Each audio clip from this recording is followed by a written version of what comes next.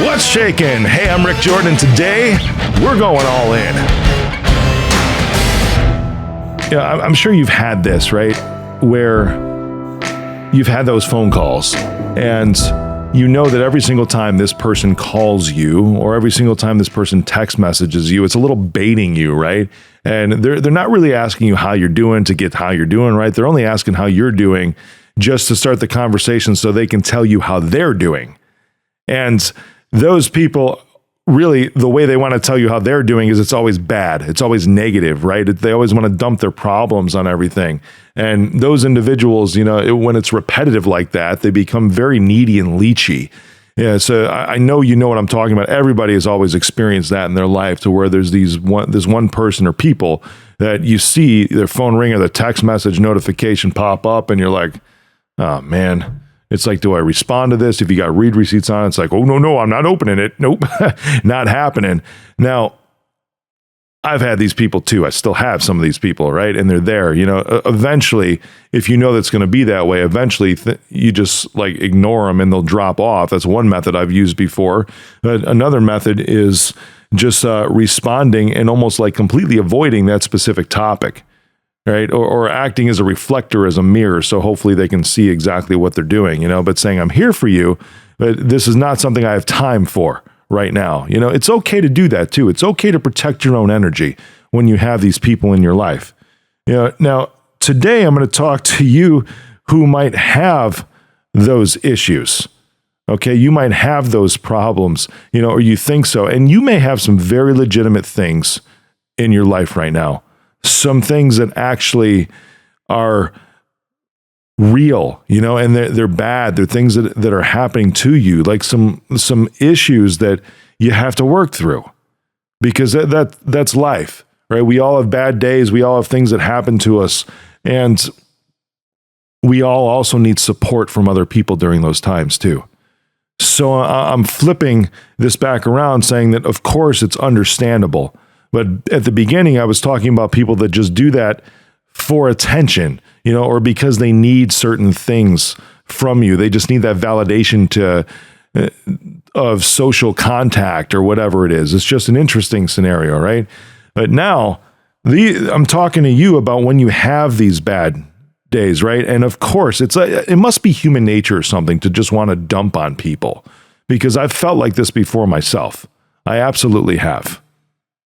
When you have problems in your life, legitimate things, there's a way, because you'll have this natural tendency to want to just dump on people. And I've had this before, right? It's like, I don't know if it's like this venting thing. I'm not a psychologist, but it's almost like when you have something bad happen, it's like you tell one person, this is probably part of the way to process too, right? You tell one person, and then even though you're like, I'm not going to tell anybody what's going on, I'm only telling you, but then you tell another person.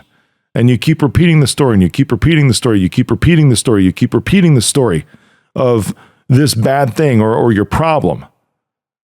And at some point, at the beginning, it could be this like almost grieving process, because you're working through the negative emotions because it's something legitimate that's not good that happened to you, and that's okay.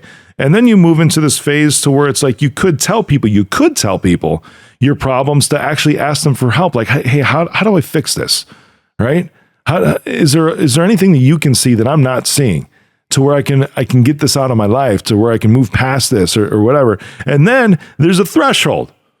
And I'm saying this with a little bit of like inflection in my voice, because there's a freaking threshold where you can cross over into those people that I was talking about at the beginning of this episode, that just call you or say, how are you, just to dump on you, right?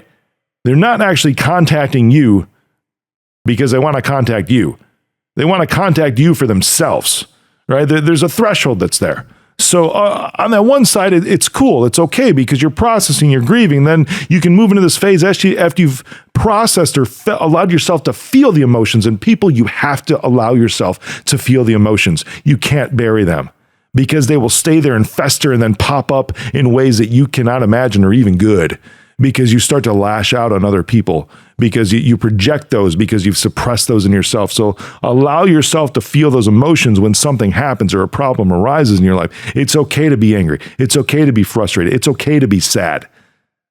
It's okay to be even pissed at yourself because you recognize you did something, right? And then you can move into that phase to where you're thinking, all right, now I'm going to tell somebody, I'm going to ask this person, I need to tell them my problem, but I'm also going to ask them, how do I fix it? Can you help me? Can you give me a fresh perspective on this so I can move past it, right? So I can resolve it. But don't cross over to that threshold to where you're just calling people for you, not for them. All right? And here's some advice for you on this. What I'm talking about is talking about your problems can actually become an addiction. And that's when it can start to just send your life into this downward spiral. Talking about your problems, when you start telling one person, go to the next tale, the same story, same story, same story, same story, same story. There's that threshold that you cross where talking about your problems can become your greatest addiction. Instead, when you catch yourself doing this, because I have before, I've never gotten really bad at this to where it's become the addiction, but I've caught myself like, you know what? I really didn't need to talk about that or tell them that thing. I just did that one for me, right? For attention. That's all that it was I was just going after attention in that moment. And that's stupid, right? So let's back it up a little bit. And I can either ask for help getting this thing out of my life, or you can do this. You can start telling people about the joys in your life.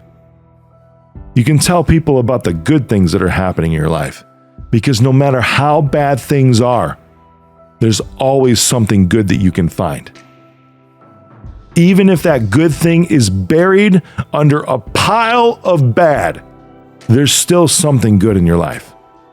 If you think the walls are crashing down upon you, you can't pay your rent, you don't have a job anymore, or you got fired, or your car broke down, or whatever. Maybe you have a son or a daughter that's still in your life. That's probably a good thing, right? Maybe you still have a wife or a husband that's still in your life. That's probably a good thing, right? Maybe you have a good church that you go to, or maybe you have a friend, a really good friend. Those are probably good things in your life, aren't they? Or maybe you even have memories. In that moment, that's the only thing that you can come up with that's good is you have memories. You still have something good in your life. So break the habit and talk about your joys, not your problems. I love you. I know you needed to hear this today. Now go all in.